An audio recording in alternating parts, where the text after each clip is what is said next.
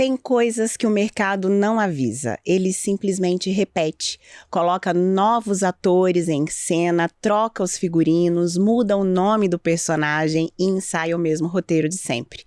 Tem gente que entra em pânico toda vez que o palco muda, e tem gente que reconhece o texto antes do primeiro ato.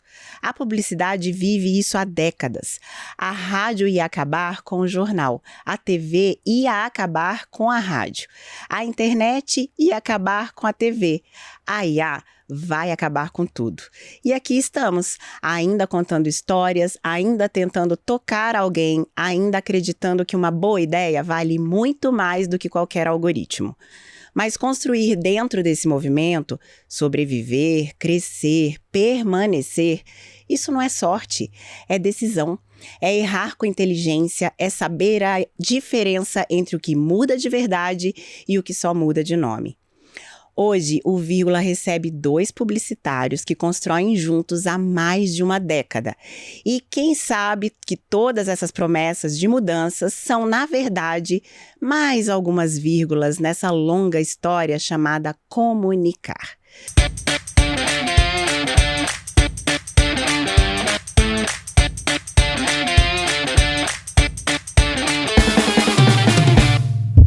Por isso, sejam muito bem-vindos ao Vírgula, Edu e Messer. Obrigado. Muito obrigado. Valeu. Gente, o Edu e o Messer estão à frente da Candy Shop, que é uma das maiores, se não a maior agência de Curitiba, da qual eu fiz parte um pedacinho, gente. Pouquinho, né? Podia ter sido mais, né? Poderia. Eu lembro que eu saí de lá dizendo assim, Edu, definitivamente eu não sei vender. Imagina. Lembra, Edu? Lembro, não. Mas eu gostaria que vocês contassem, antes da gente começar esse bate-papo, se apresentassem para quem está assistindo a gente. Por favor, começando por você, Edu. Valeu, bom. Então, eu sou o Eduardo, lá da Candy Shop, sou sócio responsável pela parte administrativa e atendimento da agência. São 12 anos de muito trabalho e muito felizes lá construindo essa história da Candy. Hoje a gente não é a maior do estado, né? Como você falou, eu adoraria ser, né? A gente não... Pra mim eu sempre não, cito bom, como no nosso maior. coração também é, né? Mas acho que mais do que seu tamanho em si, acho que é mais a entrega e algumas coisas que a gente conseguiu fazer de uma forma de disrupção no mercado em vários momentos, né? E um mercado que mudou muito desde que a Candy Shop surgiu, né? Eu acho que o Mestre, quando for abordar um pouco mais, vai poder contar, porque ele pegou um período da propaganda que eu infelizmente não participei tanto, mas que a gente conseguiu nesse período de tantas mudanças também conseguir contribuir já um pouco com esse mercado nesses 12 anos, né? Então, essa é a minha história com a Candy Shop. E você, Messi? Então, juntos, de fato, eu e o Edu, né, a gente tem aí 12 anos, né, de parceria, né, mas eu já estou completando 27 anos já de carreira também. Como o Edu falou, acho que é muito bondade sua, né? Acho que a Candy Shop é uma das maiores agências do Paraná, mas eu acho que a gente conseguiu construir, como o Edu falou, durante essa década, uma agência bastante relevante e inspiradora, né? Principalmente para os jovens que enxergam a Candy Shop como uma grande porta de oportunidades para emergirem na carreira, conquistar coisas maiores, né? Então a Candy Shop virou um grande celeiro de formação mesmo de criativos, né? Então a gente tem criativos aí que estão em grandes agências do mundo, fora do país, né? Em São Paulo, aqui em Curitiba mesmo, é um desespero para roubar funcionário nosso a todo instante, e a gente tem que renovar o elenco, Viu? né? É porque é maior. Então, assim, querendo ou não, né, como a trancos e barrancos, assim, a gente conseguiu, na verdade, né, com altos e baixos, né, sempre manter qualidade naquilo que a gente faz, conseguiu formar para o mercado, bons profissionais, né, e a gente cria criativos para o mundo, né, assim como a gente cria clientes também para o mundo, né, a gente faz muito um trabalho de base, de planejamento, de construção, e as pessoas voam, né. Uma coisa que eu sempre falei, assim, que você pode usar agências de trampolim, o importante é você não quebrar o trampolim para outros poderem usar. Boa. Né? Então, acho que... E como a gente também, eu costumo dizer que todo mundo quer voar, mas ninguém quer construir aeroporto, né? Então, Olha que interessante. Mas é verdade. Mas é verdade. Messer começou já. Então, é mais ou menos por aí. Não, mas é verdade, é verdade. É bem isso mesmo. Muita gente quer participar da festa, mas que não ajudou em momento nenhum a criar nada, né? Então, e acaba surfando uma onda, não só na Candy, em outras agências também, Sim. né? Então surfam o hype da agência do momento, ou da tecnologia do momento, mas que não construiu de fato nada, né? Só participa do topo da onda ali mesmo. Sabe que o Vírgula, ele tem esse nome porque eu acredito muito que as histórias, as melhores histórias, elas são compostas por inúmeras vírgulas, né? Aquele momento de pausa, de respiro, que a gente dá uma paradinha para seguir na frase e seguir na história. E eu queria saber, então, para iniciar esse bate-papo, qual foi a vírgula na vida de vocês que fizeram vocês chegarem até o ponto que estão hoje com 12 anos de Candy Shop? Começo eu? Pode Não, na acho que tua vírgula aí. a grande vírgula da minha vida foi o próprio Mercer, na verdade, né? Quando eu estava no começo de carreira, eu tinha, sei lá, 7 anos de carreira, nem 5. Eu trabalhava numa agência que era a House do Grupo Neodente, que era a Neocomunicação. Que foi quando a gente se conheceu. Que foi quando a gente se conheceu, né? Na época com a RIC TV e tudo mais, né? Enfim, naquele período. Mas uma coisa me incomodava um pouco de ser uma agência house, né? Eu queria ser uma agência para o mercado. Quando a gente se abriu para o mercado, conseguiu algumas coisas interessantes, como a conta da RIC mesmo, e enfim, outras contas importantes na época. Mas mesmo assim, eu não estava satisfeito plenamente com o que eu estava conseguindo construir ali. E tive a oportunidade de conhecer o Mercer e ali, de fato, sim, chegar em grandes publicitários do estado na época, e daí sim conseguir entrar num projeto em que eu realmente acreditasse e me dedicar nele full time nesses 12 anos aí, né? Tipo, como se fosse a minha vida de fato mesmo. Se confunde muito nesses últimos 12 anos tudo que aconteceu comigo com o que aconteceu com a Candy Shop. Então, de fato, a grande vírgula, a grande mudança mesmo foi o Mercer, foi esse cara aqui, tipo, que Obrigado. Parceiro pra tudo. Pô, precisou de um podcast pra falar isso. Ele acha que eu sou muito fechado e tal, mas não é, mas é verdade. Tipo, se não fosse esse cara, eu talvez nem tivesse mais no design, na publicidade, né? Teria feito outra coisa qualquer. Não é pra chorar, Messi. Não, mas é verdade. Eu não tô entendendo isso como uma maldição pra ele, né? Não conseguir fazer outra coisa não, depois. Não, porque eu sou feliz com o que a gente constrói, mas assim, era algo que provavelmente não teria continuado, né, naquele formato, tanto que a agência que existiu na época que eu tava não existe mais, a Neocomunicação acabou, ninguém mais tocou, não aconteceu mais nada lá. Então, muito provavelmente a minha carreira ia ter mais alguns anos ali de vida se não tivesse dado essa mudada.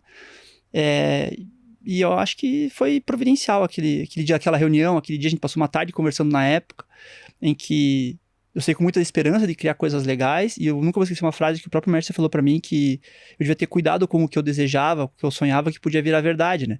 E de fato aconteceu, porque quando ele perguntou o que eu queria, eu falei, não, eu quero ser respeitado no mercado, ter uma agência respeitada e ganhar muitos prêmios. E a gente construiu isso junto, né? Então, de fato, era o que eu sonhava, e depois isso aconteceu, e tá, o que eu faço isso aqui agora? Tem 12 anos, mas tem mais, talvez, sei lá, 30 pela frente. O que acontece, né? Aí calma que é outra vírgula. Daí é outra vírgula. Outra vírgula. E a sua Eu gosto muito de vírgulas que nos meus textos eu uso muito o aposto. Sempre uma afirmação vem explicada vem com uma explicação, e eu entendo bem o conceito todo, assim.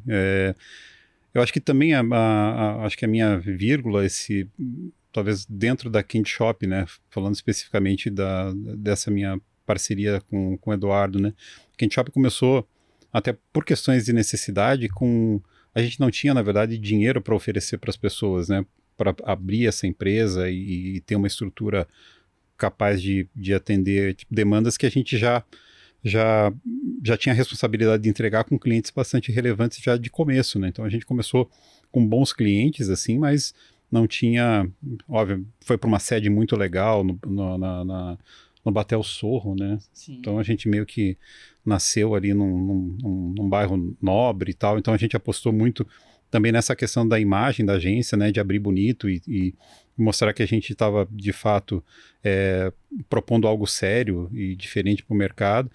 E a Candy Shop nasceu com muitos sócios, assim, então, acho que na época era o quê? Eram 10, né? 10 sócios. Uau, 10 sócios. não sabia essa Então, história. e muita gente também que estava consolidada no mercado, eu também já vinha de uma outra sociedade com outro sócio, e aí aquele começo foi bastante tumultuado, assim, né? Então a gente tinha, na verdade, muita gente capaz, mas não necessariamente remando para o mesmo lado, né? Então, tecnicamente, as pessoas eram boas e reconhecidas, mas não necessariamente a gente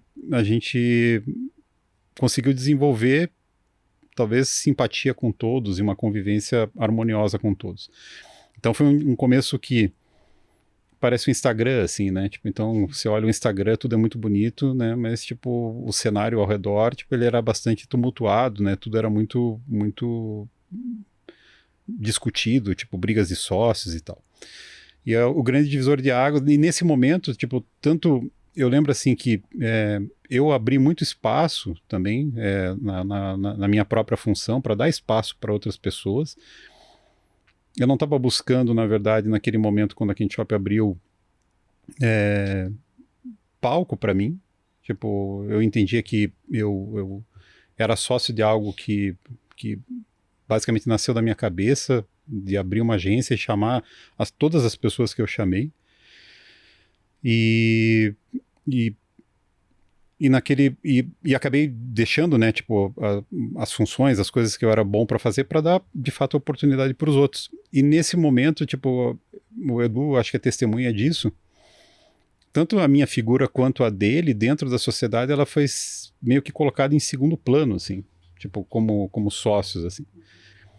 E até que, tipo, de todas as brigas e rupturas, tipo, né, uma que foi bastante marcante, né, que um dos sócios ia sair, tipo, e até ofereceu para a agência que ele ia comprar a Candy Shop e fazer uma fusão e tal, que eu tive uma conversa com ele num café, onde ele falou, pô, vai comigo, tal, né, e naquele momento eu entendi que eu precisava me desvincular, né, dele, para poder construir uma coisa que eu acreditava e provar que eu era capaz, de fato, né, sem a presença dele, de tocar um negócio que tinha a ver com as coisas que eu acreditava e tal.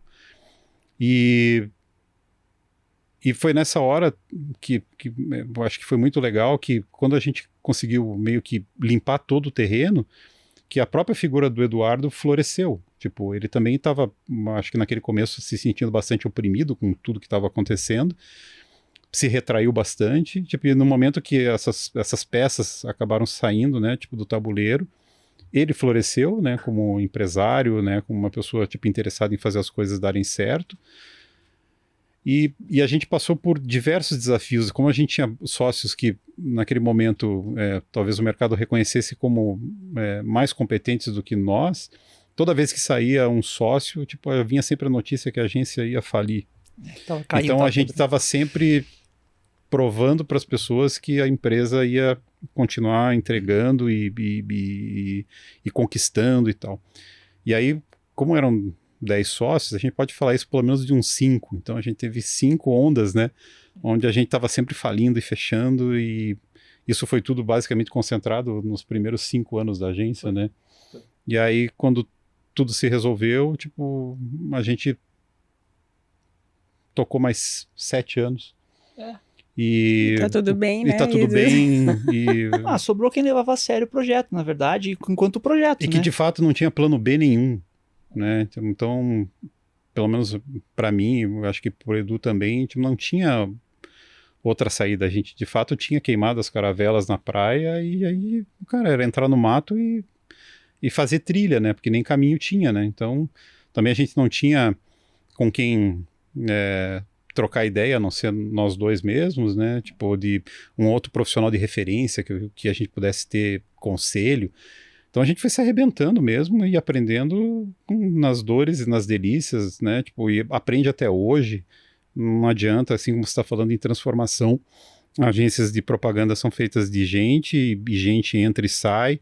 A agência basicamente, como fala em filosofia, que você não se banha no mesmo rio 2 vezes, né? Então, amanhã, pela saída de 1 ou 2 peças, a agência muda totalmente de cara, de jeito de trabalhar. Então, a gente nunca sabe com que bicho que a gente está lidando dentro de uma agência de propaganda, né? Então, acho que essa mudança fez também com que eu e o Eduardo a gente fosse se conhecendo, porque a gente nunca, né, na verdade, a gente se conhecia de mercado, a gente não tinha uma relação íntima, de amizade e tal. E a gente foi entendendo que somos duas pessoas totalmente diferentes da outra e a gente foi aprendendo a respeitar e entender que essas diferenças eram fundamentais para que o negócio continuasse em pé, porque tipo, eu como financeiro provavelmente a gente não estaria aqui, né? Como diretor exatamente. Então, não vejo demérito nisso, né? Não, Já que claro ele, que não. né? Cada um com as suas qualidades, né? E você sabe, Messer, que a nossa audiência principal do Vírgula é em Curitiba, mas a gente tem uma parcela na sequência em São Paulo. E eu gostaria que vocês contassem o tamanho da Candy Shop, porque eu tô falando de grande, porque a Candy Shop é uma agência muito premiada. Eu me lembro que a última vez que eu fui, que isso já faz alguns anos, não tinha mais lugar para colocar os troféus. Eu lembro disso. Sim. Não, e tá igual. Não muda. Conta dos principais prêmios que vocês já levaram. Olha, eu nem vou lembrar de todos. Principais. Porque na verdade, assim, o que aconteceu? Antes de falar de quais prêmios a gente... Eu vou deixar o diretor de criação falar dos prêmios, né? Mas é que foi uma decisão estratégica nossa na época, ganhar prêmios. Então, para poder ganhar visibilidade. Isso, perfeito. E que ela perdeu relevância para nós nos últimos anos. Tipo, a gente não vai com aquele apetite, mas a gente esse ano nem escreveu nada nos principais prêmios. Porque não precisa mais provar nada para ninguém, né? Porque não tem sentido mesmo. Se pensar no mundo hoje, estrategicamente, quando você tem que fazer uma construção de longo prazo, não é você jogar um anúncio, uma ideia pela ideia, só para dizer, nossa, olha como eu sou legalzão. E tem que dar chance pros outros também, né, Edu? Eu não gosto de dar chance pra ninguém, eu gosto de ganhar tudo que possível, sempre. Mas acho que é mais por uma questão estratégica mesmo. Hoje não faz sentido estratégico relevante a gente participar. Quando isso voltar a fazer sentido, não tenho dúvidas que o financeiro vai liberar a grana da inscrição. Tá tudo certo. Mas hoje a gente tem outros caminhos que a gente tem que trilhar e outras coisas que a gente tem que olhar, que acho que são mais importantes. E que a gente pode, inclusive, entrar nesse assunto. Tranquilo. Mas tá, e os prêmios? Quais? Então, tipo, a Candy Shop, nesses 12 anos, ela foi eleita agência do ano por 9 vezes. Caramba, eu parei na sexta. Faz tempo, hein? Faz tempo, eu parei na sexta. Então, tipo, a gente chegou... E assim, o que é importante, né? Então, a Candy Shop, ela teve, tipo, diversos diretores de criação, né? Durante esse período todo, né? Então, assim, nem todos os títulos, né? Tipo, eu tenho todos os louros de tudo que acontece, né? E eu acho que isso é o retrato que a gente conseguiu durante esses 10 anos, tipo, dar vitrine e palco para muita gente.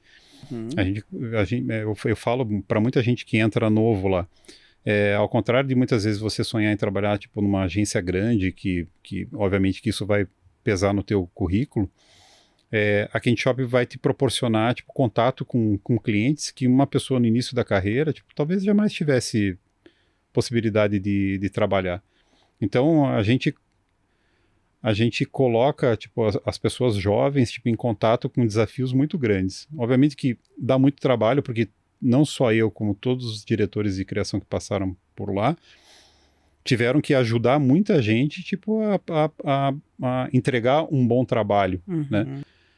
Então, a gente também costuma dizer que a gente acaba, às vezes, criando muito portfólio mentiroso também, né?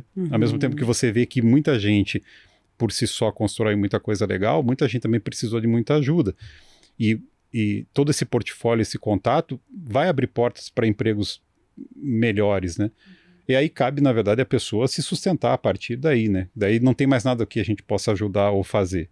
E muita gente faz muito bom uso disso, né? E muita gente acaba, obviamente, se perdendo pelo caminho, como eles na carreira deles, como empresas, né? Como as nossas também, que se perdem também no meio do caminho. Isso é do jogo e é natural. Então, fora a gente ganhou 3 vezes consecutiva, vou tentar me lembrar das coisas aqui, né? Do Clube de Criação do Paraná. A gente ganhou o prêmio GRPcom, acho que foram 4, 5 seguidos. 4, 5 seguidas também. Ganhou Colunistas também. Ganhou um Colunistas e ganhou o último prêmio que a agência ganhou, foi o título de agência do ano do sul do país, né? Que é o Colunistas Sul. Teve Internacional, El Oro. Teve um El Oro que a gente também conquistou. Tem peças tipo nossas que foram para Bienal de Design. tem cartazes, né, da Candy Shop que foram pro Museu de Nova York de posters, né? Então, assim, teve na verdade, uma época da Candy Shop onde o craft era muito, muito valorizado e as pessoas que passaram por lá, né, tipo, os diretores de criação, diretores de arte, tipo, eram verdadeiros artistas, assim, né? Então, ela transbordava da propaganda e conseguia ganhar status, às vezes, até de arte, de coisas que a gente fazia.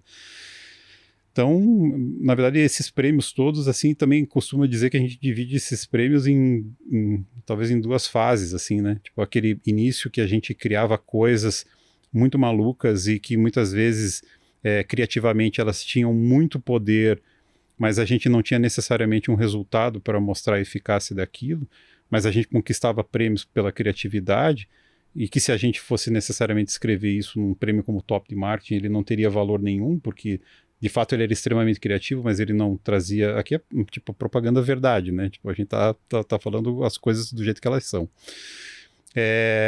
A gente tem uma outra fase onde a gente começou a entregar uma excelência criativa e resultados, né? Uhum. Então isso faz parte também do nosso amadurecimento e da estratégia que a agência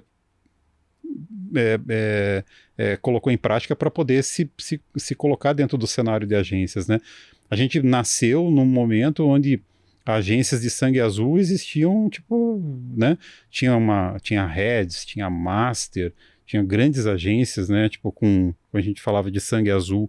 Então a gente estava nascendo ali, tipo, um monte de plebeu, tipo, se aventurando, tipo, num território onde no começo as pessoas viam a gente com bastante, talvez uma certa esperança, olhavam assim, puta que legal, que bonitinho, aquela agência daquela piazada lá, tal, fazendo algumas coisas diferentes.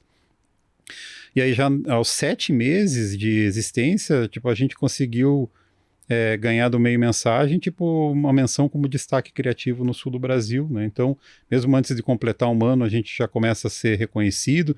Já acho que no primeiro ano de agência, a gente ganha a agência do ano no prêmio GRPcom. E aí as pessoas começam a achar que eles não são só bonitinhos, tipo, fofinhos, eles estão me incomodando, não gosto mais deles. E aí, né, tipo, e naquela época, eu acho que as questões, principalmente as questões de premiação, que tinham muita relevância há 10, 20 anos atrás, realmente as pessoas tinham panelas para eleger, tipo, as campanhas dos amigos, e tipo, era tudo algo muito fechado, hermético e tal, e sempre as mesmas agências ganhavam, e a gente começou meio a quebrar essa panela, sair desse cenário. Então isso também de alguma forma vai incomodando, né, o ego de todo mundo, e a gente fez questão, na verdade, nessa época de, quando a gente ganhava, a gente provocava mais, né, o que a gente queria realmente é que o mercado reagisse, né, porque quanto mais sobe a régua, eu acho que é mais legal para todo mundo, né. Enquanto a gente pôde fazer isso, eu acho que deu uma aquecida nas competições. Muita gente já estava meio que desvalorizando essas coisas, e à medida que a gente foi ganhando e cacarejando, as pessoas voltaram a ter interesse para tentar derrubar a gente dessa árvore. Né? Até o momento que, óbvio, que conseguiram, que a gente não vai... É impossível se manter no topo o tempo todo. Né? E porque, como você falou, né, da questão dessas mudanças, o mercado mudou muito, tipo, as ferramentas que a gente usa mudou muito, né? Os meios mudaram bastante, a expectativa dos clientes em relação ao que a gente cria, a maneira como a gente cria, a mensagem que a gente via é muito diferente. Antes de seguir com essa conversa, deixa eu falar do look de hoje. Hoje eu vim com esse vestido curto, de fio, manga comprida, gola alta, e ele marca aqui no quadril, mas ele fica mais larguinho no corpo, sabe? Confortável na medida, do jeito que eu gosto. E essa cor bordô fechado é daqueles que pedem pouca coisa além de presença. E sabe qual que é o detalhe que eu mais gosto nele? Eu vou mostrar para vocês. As costas. Dizem que é o tal do engana papai, né? Mas é pura elegância. Esse look é da Nova Ideia, que tem 4 lojas em Curitiba e região e site com entrega para todo o Brasil. É só você usar o cupom Virginia10 para garantir um bom desconto. Porque aqui no Vírgula, você já sabe, a gente explora excelentes histórias, vírgula por vírgula. Do que era, tipo, há 10, 15 anos atrás. Mas deixa eu pegar, então, o gancho disso que você está falando. Porque até como no meu texto de abertura eu falei sobre isso, a gente conversou sobre isso também ali no pré-briefing ali, né? Agora, a gente vive uma grande vírgula no mercado da comunicação, de uma forma geral, não só da publicidade, né?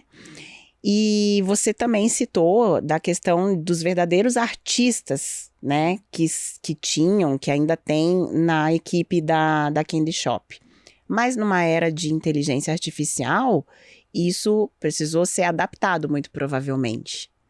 Como é isso, a chegada da inteligência artificial nesse contexto que você está trazendo? Acho que pode dividir em 2 assuntos. Até o Edu, acho que falar das questões que ele usa e de como ele entende esse cenário nas áreas que ele atua, e depois eu posso falar um pouco da criação, né? Pode ser.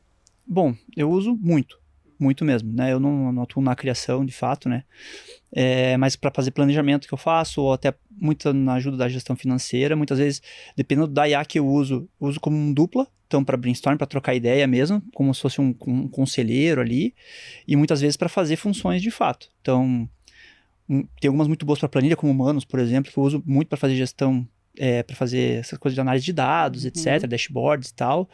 O Claude também, que faz uma coisa muito parecida, e o ChatGPT, que é o que a gente usa mais rápido ali e tal. Então, assim, eu uso muito em quase tudo como um dupla, né? Mas eu acho que a inteligência artificial, na minha realidade, no meu dia a dia, ela faz muita bobagem também. Então, eu preciso sempre estar revisando alguma coisa, como se eu tivesse um estagiário, um assistente ali, que eu tenho que ficar delegando e depois conferindo se deu certo. Então, basicamente, é isso que no nosso dia a dia ali, né? Então, na criação, lógico, é um pouco diferente, porque eles têm geração de imagem, vídeos, etc. Que daí eu não me aventuro tanto, que eu acho que o mestre pode falar um pouco melhor. Que daí você acaba conseguindo substituir um pouco alguns tipos de produção e baratear um pouco o custo com tudo isso. Um pouco, porque não é tão mais barato você fazer um troço legal, você gasta um monte de crédito e gasta bastante dinheiro também. Então, tem muito cliente que acha que o IA faz rapidinho, é barato, é fácil, não vai ficar ruim. Enfim, não é bem por aí. É um suporte, não é para fazer por você, né? E talvez seja o momento de começar a mostrar que dá para ser criativo de novo e botar gente de novo layoutando coisa legal e fazendo ideias diferentes, porque quando você faz no ChatGPT, enfim, com qualquer... sempre a mesma sempre padrão. a mesma coisa, o texto é meio igual, o layout é meio igual, e daí talvez seja hora de mostrar que, não pare com isso aí porque não vai dar certo, é assim o certo de fazer, sabe? Daí a gente talvez fosse ali um caminho. Mas enfim, no meu dia a dia seria mais como um dupla mesmo, um conselheiro, um assistente ali, para tocar o dia a dia, né, de gestão da agência, enfim, ou até alguma coisa de planejamento. No meu dia a dia também, tá? Eu uso para isso e assim, eu já consigo identificar, por exemplo, no meu caso, que o texto é a matéria-prima principal, eu já consigo identificar isso aí, é totalmente ChatGPT. Às vezes um vídeo, alguém até muito relevante, importante, falando algo, mas naquele roteirinho, ele vai...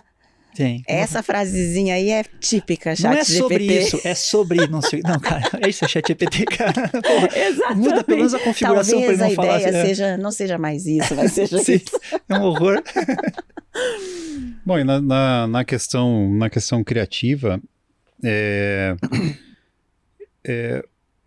se você colocar um diretor de arte experiente e uma pessoa comum para gerar a mesma imagem, né, dentro de uma inteligência artificial, vão sair coisas totalmente distintas, assim, né? Para um prompt de geração de imagem, tipo, você precisa de um repertório cinematográfico, estético, cromático, né, para abastecer isso e você gerar imagens que as pessoas vão ficar realmente impactadas com aquilo que a IA é capaz de gerar. Diferente de uma pessoa comum que tem muito menos repertório, né, artístico, né, tipo técnico, né, você vai precisar dizer para a inteligência artificial o tipo de lente que você quer, o tipo de enquadramento que você quer, que tipo de luz que você, né, você quer uma luz dura, você quer, né, uma luz mais de fim de tarde, se você quer uma linguagem mais cinematográfica, se você quer uma linguagem mais publicitária. Então, assim, o repertório ele vai continuar, tipo, sendo um fator de diferenciação absurdo. E fora, na verdade, a capacidade que você tem de conectar, tipo, ideias, né, tipo, 2 ideias para formar uma terceira, né, tipo, pedir para o ChatGPT fazer associações que muitas vezes fotograficamente seria muito difícil de executar, mas ele consegue te aproximar muito mais do que você, tipo, imagina dentro dessas associações, inclusive em trazer até insights e resultados que podem surpreender você. E a pessoa também tem a capacidade de olhar talvez um resultado que ela não espera da fusão de 2 dois conceitos, duas ideias, e a partir dali gerar uma outra ideia, porque ela tem esse repertório, ela consegue identificar uma oportunidade daquilo que está sendo gerada, de aproveitar de uma outra forma. Então, tipo, na verdade, essa questão de acabar com coisas, assim, é muito forte, né? Você sabe que eu adorei que você trouxe essa palavra, repertório, porque hoje, para contextualizar vocês, todas as vezes que eu venho em diária de gravação aqui no estúdio, eu gravo 3 episódios ou 4, dependendo da situação, dependendo do dia. Hoje serão 3, vocês são o 2º episódio que eu estou gravando. No episódio que eu gravei anteriormente, era outro assunto completamente diferente de vocês. Foi a Mônica Alcântara, que esteve com a gente algumas semanas atrás, veio apresentar o livro que ela acabou de lançar, o Pratique Quem Você Quer Ser. E ela trouxe essa palavra numa das respostas dela, o repertório, né? E trazendo agora para esse contexto que a gente está falando das inteligências artificiais, eu recebi aqui no Vírgula recentemente o Gui Zanoni, que é especialista em inteligências artificiais, né? Ele é especialista no futuro. Eu até achei muito legal essa formação que ele tem.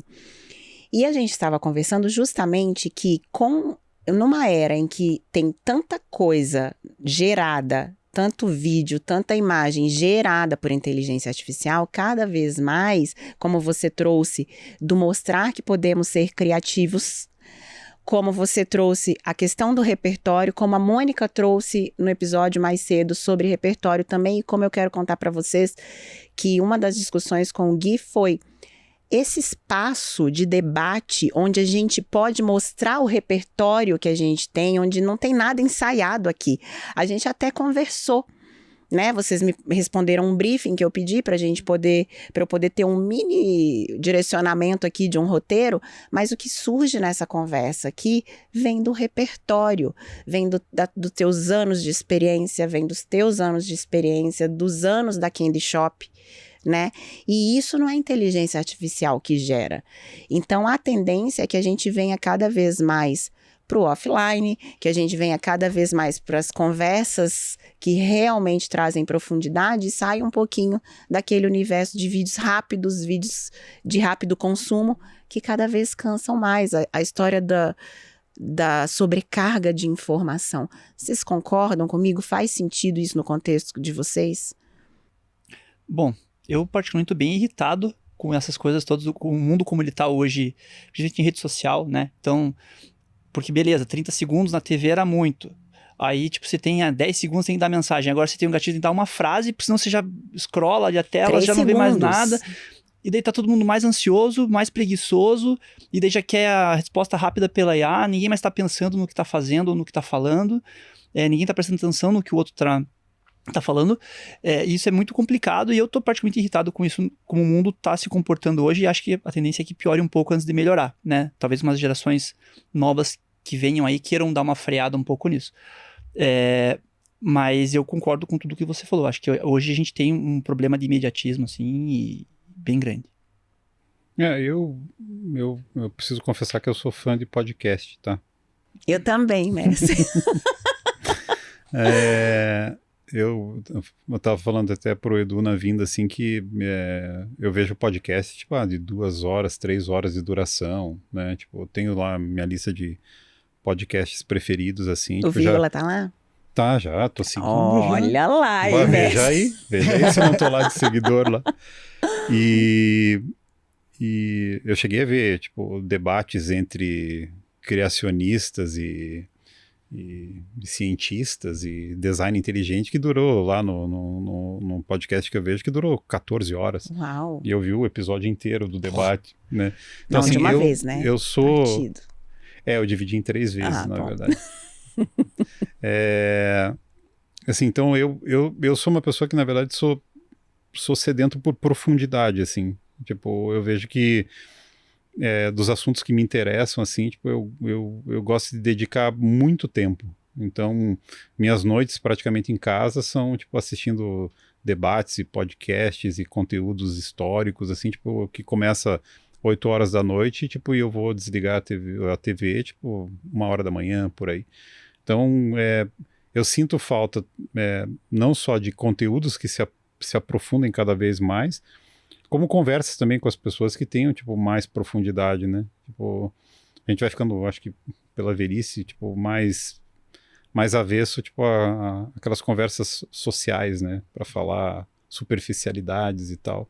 Então você acaba ficando muito mais quieto nesse tipo de relação, e quando você tem a oportunidade de conversar com alguém que vá a fundo de alguma coisa, putz, daí a conversa deslancha, né? Mas eu vejo bem isso, assim, tipo, a superficialidade também que essas pessoas têm nas notícias que elas, nos locais onde elas consomem notícias, onde elas se informam de política, onde elas, ou de assuntos que elas eventualmente gostem, elas não passam de 15 segundos, você não consegue estabelecer profundidade em absolutamente nada, né? As pessoas sabem muito pouquinho de muita coisa.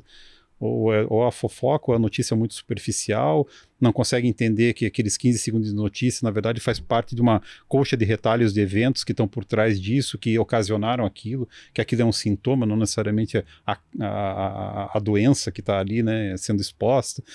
Eu, quando tenho a oportunidade com o Edu, de a gente tomar café, a gente fala do cenário político do Estado, né, de forma, né, e entendendo por que esse cara está se candidatando aqui, por que ele não está fazendo isso aqui, tipo, e aí quando você vê, passou, tipo, 2 horas. Quando eu vou conversar de família com outro nosso sócio, o Bruno, lá da produtora, falar de família e relações familiares e tal. Então, acho que isso falta muito, porque como publicitários, assim, tipo, a gente precisa entender com profundidade comportamentos, né, tipo, os contextos, né, que a gente vive, e é nítido que a gente sofre disso, tipo, nas entregas que a gente tem muitas vezes dos trabalhos de pessoas que vivem 15 segundos de cada vez, entendeu? Então, você vai vender, tipo, sei lá, a gente precisa vender vitamina lá porque a gente tem um cliente que fabrica isso. Mas não se trata de vender B12, entendeu? Tipo, tem muita... A decisão, né? Tipo, a decisão da pessoa, tipo, começar a cuidar da saúde, os porquês que ela está cuidando, o porquê que ela vai investir o dinheiro dela na compra de suplementação, a importância disso, tipo, se ela está comprando por reais motivos de saúde, se ela está comprando por vaidade, né? Tipo, para cada decisão, para cada viés desse, eu preciso ter abordagens distintas, né? Eu preciso entender o contexto de cada um para poder estabelecer uma relação, um diálogo com essa pessoa. E a gente vê, na verdade, o esvaziamento disso, assim, tipo, até muito por causa das questões de redes sociais mesmo, né? Então, tipo, antes eu tinha, tipo, um filme de 1 minuto para falar sobre isso, 30 segundos, hoje eu tenho um filme de 15, ou um corte de 5. 7. Né? Eu tenho ali aquele seriado, tem um seriado da Netflix, se eu não me engano, que a cada episódio é 7 minutos, né? Um troço desse jeito, né? Não lembro o nome, mas é muito curto, assim, tipo, tudo... Isso reflete muito no perfil dos nossos profissionais e da capacidade deles entregarem algo com real profundidade, assim, sabe? E reflete, ou talvez, na verdade, é daí que vem o reflexo da forma de consumir hoje em dia, né? Não só consumir conteúdo, mas o consumo de uma forma geral, a forma de comprar, de ir ao mercado ou de não ir ao mercado. E isso acredito que tenha muito impacto em toda essa produção publicitária. Você acabou de me falar do que você gosta de consumir, mas a gente, né, você como publicitário, como diretor criativo, precisa também pensar em quem está do outro lado, que mesmo que esteja muito cansado disso tudo também, vou me pegar como exemplo, eu também estou exausta de tudo isso, mas ainda assim eu vou pegar o iFood e fazer meu pedido de uma forma muito diferente, porque o meu consumo mudou. Como que é isso? Traduzir toda essa insatisfação, porque é uma insatisfação e eu compartilho disso, mas na entrega que o teu cliente vai exigir de você, porque ele precisa vender. Deixa eu ver se eu entendi a questão. O cliente, quando chega lá na Candy Shop, ele busca uma agência que vai traduzir o que ele vende, a solução que ele entrega, para uma dor de um mercado, de um público. Esse público, por mais que também possa estar cansado de todo esse movimento de vídeos rápidos, ainda assim consome diferente, e é isso que tem hoje em dia. Vamos pensar da seguinte forma, você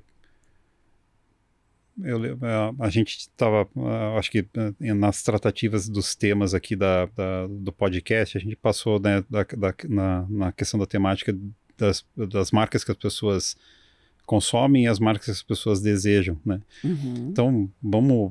Ele tá me dando uma bronca indiretamente, porque eu mudei ela mudou o tema. Entendeu? Ela mudou. A gente estudou uma Ele coisa se e a preparou outra. pra uma passei 2 coisa, eu dias cheguei aqui com a estudando isso aí pergunta, e nada agora a ver. até... mas isso, só para tentar organizar esse pensamento, assim, tipo, a questão de necessidade, né, tipo, a questão de desejo e a publicidade por muito tempo trabalhou com essas questões, né, tipo, o que é necessidade, o que é desejo, a publicidade está aqui para despertar desejo nas pessoas e tal, né. Primeiro que necessidade, tipo, você é atleta, né, tá lá todo Quase dia malhando isso. e tal. Segundo o ChatGPT, eu já estou nível atleta. Então, para montar minha dieta é nível atleta. Então, mas é dela mesmo que eu vou falar. Então, e o próprio Edu. Comer é uma necessidade, você concorda comigo, né? Tipo, as pessoas, tipo, pelo menos lá no Paleolítico, por exemplo, as pessoas não comiam para ter um shape. Então elas comiam para saber que elas vão acordar no outro dia para poder caçar uma outra coisa, para poder continuar acordando no outro dia e caçando. Então aquilo era uma necessidade tipo de subsistência, tipo, né? Aí num determinado momento, tipo, veio essa questão do desejo. Então você não quer mais só comer tipo um tigre dente de sabre, né? Você ficou a fim de comer uma pizza. Então, tipo, a alimentação deixa de ser, tipo, uma necessidade e você começa a focar, tipo, puta, não é... Eu não quero comer por necessidade, eu quero comer o meu Big Mac, eu quero comer a minha pizza, eu quero comer coisas que vão me dar, tipo, prazer e satisfação. E agora a gente parte para um outro estágio, que é a questão de propósito. Então, você não come por desejo, você não come por necessidade, você come por propósito. Tipo, a alimentação, provavelmente de vocês dois, que faz crossfit e você que virou porta-voz, né? De academia. 6 anos já, tipo, tá? nada do Sim. que você come, tipo, o que, pelo menos assim, 80% do que você come é por propósito e não por necessidade e nem desejo. Eu por duvido. estilo de vida. Exato. Né? Então, você veja que a comida, que é algo extremamente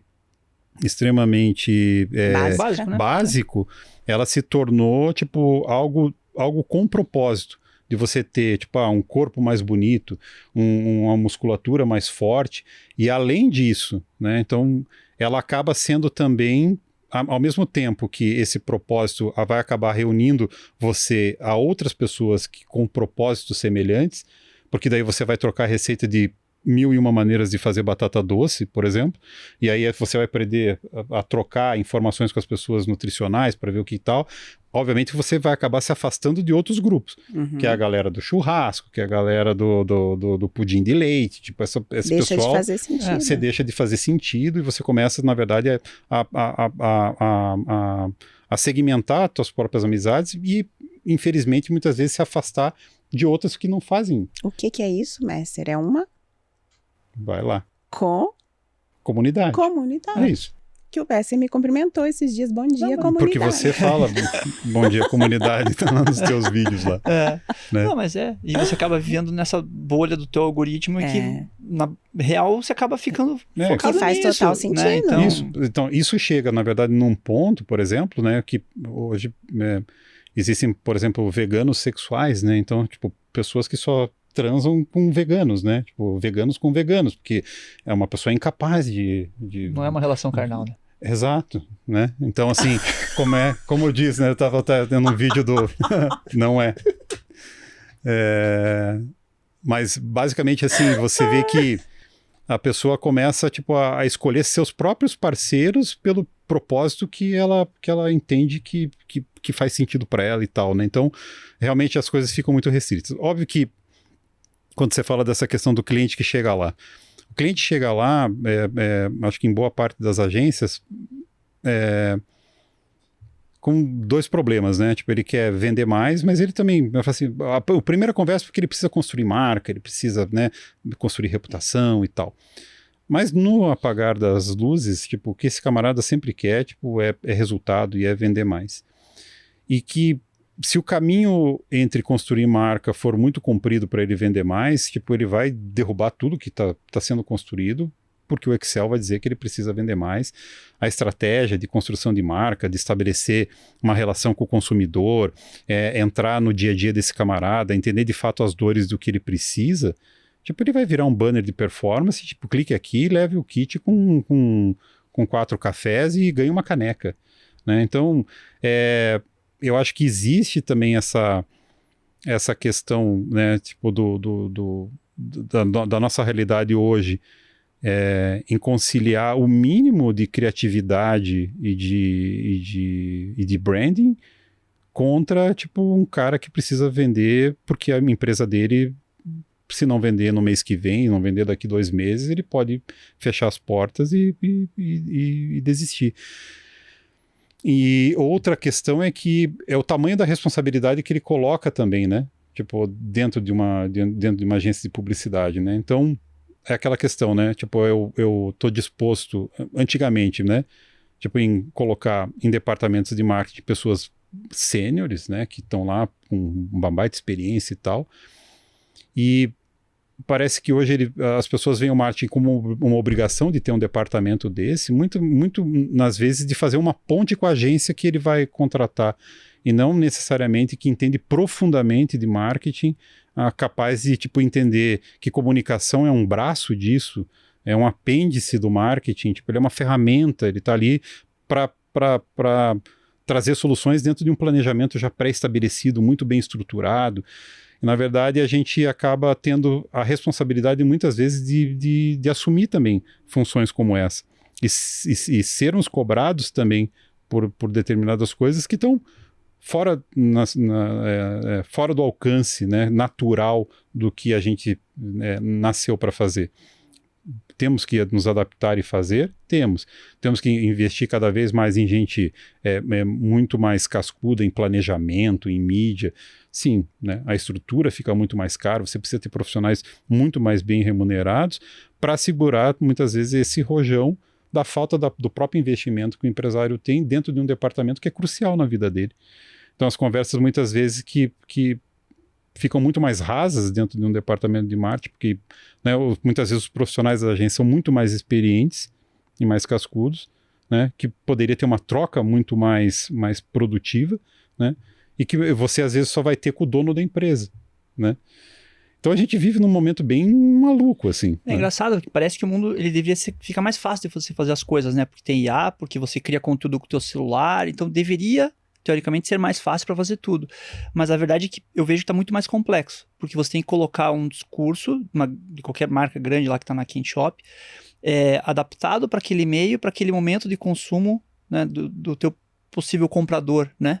Então, você tem que pensar muito mais do que se tivesse só um formato que era um break de 30, um anúncio no jornal, um anúncio na revista do domingo, um spot de rádio, né? Então, era mais fácil, eu acho, você conseguir passar a tua mensagem. Hoje, você tem que passar em vários momentos e meios diferentes e formas de compra diferentes, porque tem gente que vai comprar online, tem gente que gosta ainda da experiência física, enfim.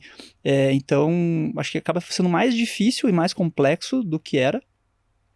Antigamente você tinha já as caixinhas certas para fazer cada tipo de comunicação, né? Em relação, tipo, a todas as questões de mídia, como né, que nem o Edu falou, né? Na verdade, tudo que surge, né? Tipo, eu lembro que, como o Eduardo falou, talvez eu peguei uma outra época tal lá, que era muito mais antiga e tal, e daí quando começou a questão de internet, as pessoas precisavam anunciar em internet, e daí surge o Facebook, o que a gente vai fazer com isso tal. E aí vem influenciadores, e daí como é que se lida com isso? Então, lá naquela época eu já dizia assim, tipo, gente, só acalma, deixa a espuma baixar, que tudo vai virar mídia, entendeu? Isso. Tudo vira segmentação, tudo, né, tipo, tudo vai se acomodando, né? Tipo, o que parece um grande mistério, que ninguém sabe como lidar. Na verdade, se trata de segmentação, se trata de discurso, se trata de dinheiro para fazer as coisas funcionarem. Tipo, isso vai se acomodando e vai se encaixando. Então vai surgindo muito guru, né? Que, bom, é o cara, eu que descobri como ganhar milhões na internet. Daí você se sente um idiota porque, né, tá cheio de gente assim e tal. Não acredito na internet. Hã? Não acredito na internet. Não acredito, vai acabar, né? Não, a internet não, mas o guru vai. O guru vai. Os gurus vão sempre existir, né? Mas basicamente isso, assim, tipo, à medida que as tecnologias vão chegando, os novos formatos vão chegando, tudo parece muito complexo e tal.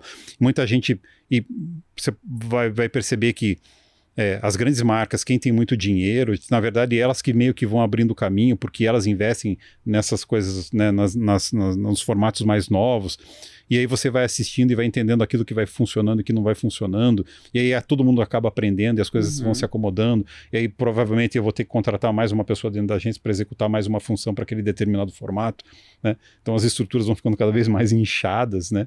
Então, e as agências, né? Eu falava isso pro Edu, eu sou de uma época que um diretor de arte e um redator resolvia uma campanha de 10 milhões de reais. Tipo, hoje você precisa de um batalhão de pessoas para ativar infinitos pontos de contato e formatos. Então, na verdade, a coisa toda foi virando um grande hospício, né? Então, custos muito mais altos, né? Margens muito mais apertadas, né? Tipo, salários cada vez mais altos, FIIs cada vez menores, né? Então, tudo isso faz parte de um composto que, como a gente fala, é uma grande maluquice. É um novo cenário, né? É um novo momento do mercado. Aí vem a inteligência artificial, né? Aí fala assim, daí como é que a gente faz para usar isso a nosso favor e diminuir, vamos supor, o número de funcionários, ou tipo, o que eu troco pela inteligência artificial, e daí no fim, na verdade, daqui a pouco eu preciso contratar um cara que é especialista em prompt, entendeu? Era para eu demitir alguém ou era para contratar alguém com inteligência artificial?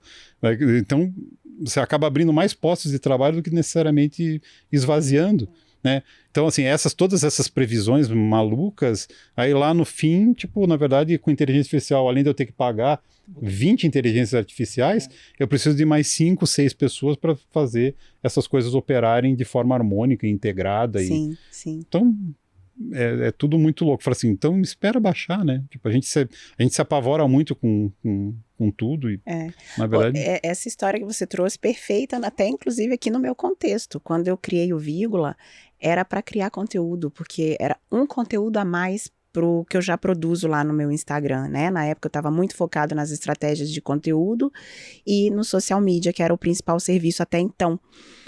E cerca de 50, 60 episódios depois, eu fui entender que eu tinha uma mídia na mão. Eu falei, tô perdendo dinheiro aqui, entendeu? E aí foi o momento que eu comecei a enxergar o Vírgula como uma mídia, criar o plano comercial, criar plano de branded content, tudo certinho, tudo bonitinho, ao ponto de olhar para o social media e falar, tchau, não faz mais sentido para mim.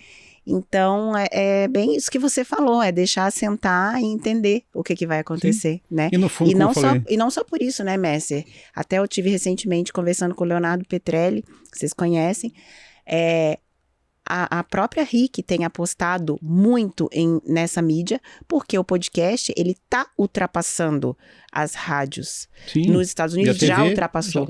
E a TV também, por incrível que pareça. Né? Tipo, eu nunca mais liguei a TV na vida. Tipo, eu também vejo não. Podcast, tipo, no máximo Netflix. Todo o tempo.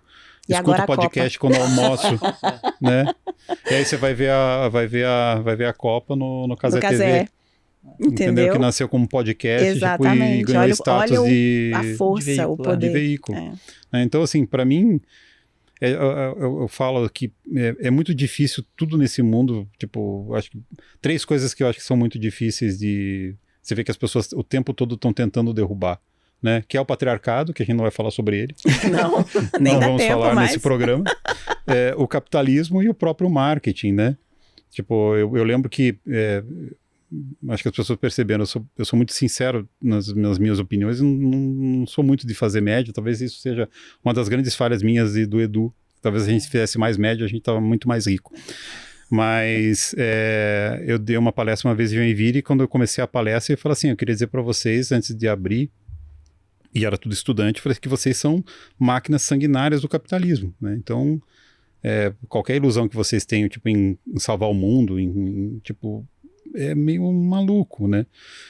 Já saiu metade, entendeu? Ofendido da palestra. Entendeu? Hoje tem que pensar muito. Porque uma das coisas, assim, você vê assim, tipo, o próprio capitalismo, ele se autorregula, tipo, ele aumenta a demanda, ele corta a demanda, ele quase quebra, e ele já quase quebra para ele poder resetar o sistema e começar tudo de volta. Ele é praticamente imortal. Mas as pessoas acreditam que vão derrubar um sistema, né? Ah, mas o capitalismo ele faz parte de 1% da história toda da humanidade, a gente já teve outros sistemas e tal. Mas é diferente quando o cara não colhia trigo no Império Romano, não impactava a bolsa de valores do Império Azteca, né? Então, assim, tipo, é óbvio que é muito mais fácil você mudar sistemas e experimentar coisas quando elas estão funcionando de forma isolada no mundo, e diferente de um mundo tão integrado da maneira como a gente vive. Então o cara solta um pum no Irã, aumenta o preço da gasolina, tipo, em matinhos, né? E o marketing, tipo, eu queria falar assim, o marketing é outra ferramenta onde as pessoas lutam com, tipo, toda a contracultura que existe no mundo, ela na verdade abastece o marketing, né? Então tudo vira produto. Então, se você for reacionário, vai virar moda. O cara vai entender o que eu vou vender para esse punk agora. Aí a gravadora vai chegar lá e vai pegar o principal cantor dele, vai enfiar um monte de dinheiro, vai dizer agora você é nosso aqui, faz as músicas de punk do jeito que a gente gosta, mistura tipo esse punk com funk do Rio, e daqui a pouco o cara já está corrompido. Então todo o antissistema ele acaba virando produto. Então assim, tipo, a gente de fato vive num mundo onde você não sabe mais se você está tomando suas próprias decisões ou alguém está tomando essas decisões por você.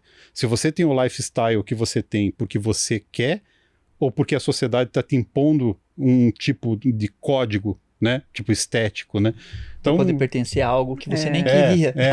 As pessoas deixaram de comprar tipo, as coisas que elas compram simplesmente porque elas desejam. Aquilo virou, na verdade, passaporte para um tipo de aceitação, um tipo de grupo, para ser visto de determinada forma. Eu não desejo mais uma coisa porque aquilo me realiza e me faz bem. Eu compro as coisas porque aquilo vai me abrir uma porta para determinado grupo e a maneira como eu vou ser visto, né? Então, você pega a pirâmide de Maslow, né? Que você pega ali, tipo, a base onde você tem necessidades, a gente dificilmente consegue ultrapassar, tipo, o penúltimo andar ali que fala da questão social, onde você quer aceitação. A realização, tipo, o propósito de vida, quando você terminar aqui e estiver lá com 102 anos ali, você vai perguntar, cara, mas fez sentido tudo isso, entendeu? Ou eu só fui aceito, eu só mostrei uma vida que as pessoas queriam ver, eu tomei decisões que nem eu sei que tomei. Então... E é com esse corte que eu convido você a assistir esse episódio que está disponível no YouTube e no Spotify pelo link da bio. É isso. É que eu tô acostumado a ver podcast de 4 horas. Gente, muito obrigada. Adorei que vocês vieram. Adorei realmente que vocês toparam vir aqui.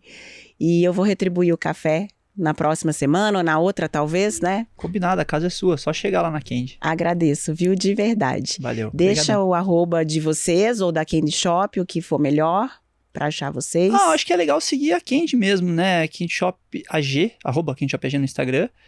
E ali você vai conhecer muito de toda a nossa trajetória, assim, tem desde a abertura da agência até os dias atuais, assim. A gente tem uma linha editorial, digamos assim, muito mais focada na nossa entrega de trabalho criativo do que num dia a dia da agência. Não vai ter lá nossas piadinhas, não vai ter essas coisas. Deveria! Uma dessa, quem sabe, né? A gente faz uma série específica só pra isso. Mas acho que pra conhecer um pouco da trajetória mesmo e até um pouco desses momentos todos da propaganda que a gente falou, a gente vai ter contato, pelo menos nos últimos 12 anos, né, que é onde a gente existe, por tudo que a gente passou. Pode ser bem bacana. Legal. Então, @Candy Shop AG. Muito obrigada, viu? Eu que agradeço. Se você ainda não segue o Vírgula nas redes sociais, estamos semanalmente no YouTube e no Spotify com os nossos episódios completos e também no TikTok e no Instagram com os nossos cortes diários. Aguardo você lá e até a próxima, Vírgula.